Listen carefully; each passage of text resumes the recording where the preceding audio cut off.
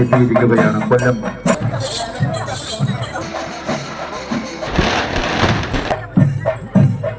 പ്രാർത്ഥനാപൂർവം അമ്മയ്ക്ക്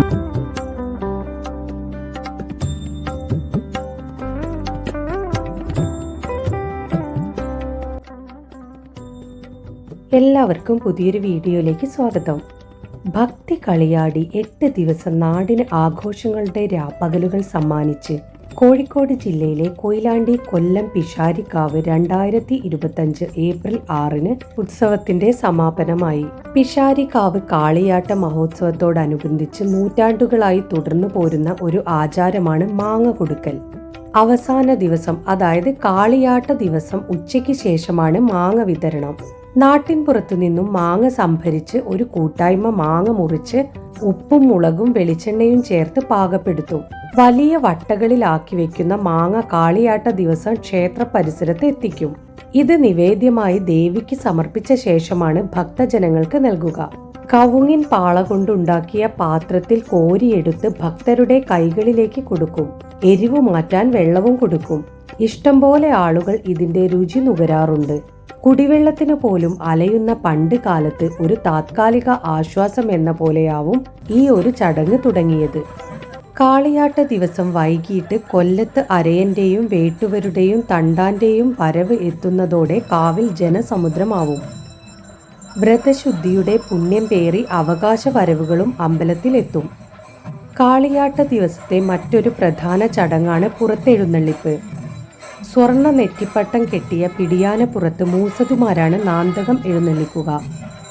അമ്പലവാസികൾ വെള്ളി കുത്തുവിളക്ക് പിടിച്ചു നീങ്ങി തെയ്യമ്പാടി കുറുപ്പ് മുൻപിലും 8 തറവാട്ട് കാരണവന്മാരും ഊരാളന്മാരും മറ്റും ഇതിലുണ്ടാവും. ആചാരപ്രകാരം അവകാശികളായ മലയ സമുദായക്കാർ ക്ഷേത്ര സന്നിധിയിലും അവകാശത്തറയിലും മലക്കളി നടത്തും. മലക്കളിയുടെ വീഡിയോ കഴിഞ്ഞ ദിവസം ഇട്ടിട്ടുണ്ട്. പാണ്ടിമേളത്തിന് ശേഷം അമ്മ ഊരു ചുറ്റും. മടക്കെഴുന്നള്ളിപ്പിന് ശേഷമാണ് താലപ്പൊലി. 1000 എന്നാണ് പറയുക. താലപ്പൊലി എഴുന്നള്ളിപ്പ് വന്ന് അരിക്കളം ചുറ്റും. കരുണാനിധിയായ കാവിലമ്മ ജനങ്ങളുടെ ഹൃദയങ്ങളിൽ കുടികൊള്ളാൻ എഴുന്നള്ളുന്നതോടെ ദേവി മുൻപിലെത്തിയതിൻ്റെ ആത്മനിർവൃതിയിലായിരിക്കും ഭക്തർ. ഊരു ചുറ്റൽ പൂർത്തിയായാൽ വാളകം കൂടലായി. എഴുന്നള്ളിപ്പിന് നാന്തകം വഹിച്ച മൂസത് ആനപ്പുറത്ത് നിന്ന് ഉറഞ്ഞു നാന്തകവുമായി ക്ഷേത്രത്തിൽ പ്രവേശിക്കും. മേൽശാന്തി കർമ്മങ്ങൾക്ക് ശേഷം നാന്തക സ്ഥാനത്തുറപ്പിക്കും. ആ ഒരു ചടങ്ങിനെയാണ് വാളകം കൂടൽ എന്ന് പറയുന്നത്. പിന്നീട് വെടിക്കെട്ടോടെ ഉത്സവത്തിന്റെ സമാപ്തിയായി. പിന്നെ ഒരു വർഷത്തെ കാത്തിരിപ്പാണ്.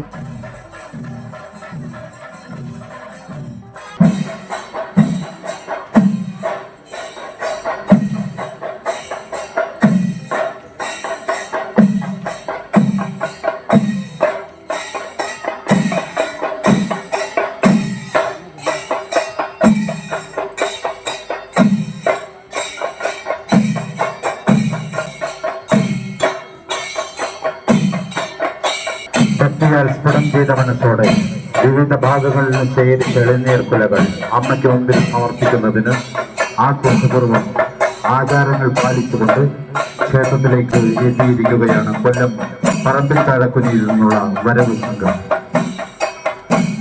മുത്തുക്കുറകളുടെ വർണ്ണവിസ്മയവും താളവാദ്യത്തിന്റെ മേളപ്പെരുപ്പവും കൊണ്ട് സമ്പന്നമാണ് ഈ വരവ് സംഘം. ആൾത്തറ വലം വെച്ചു കഴിഞ്ഞാൽ ക്ഷേത്രനടയിലേക്ക് പ്രവേശിക്കുന്ന ഭാഗത്തും അവർക്ക് എല്ലാവിധ സൗകര്യങ്ങളും ഒരുക്കി കൊടുക്കണമെന്ന് അറിയിക്കുകയാണ്.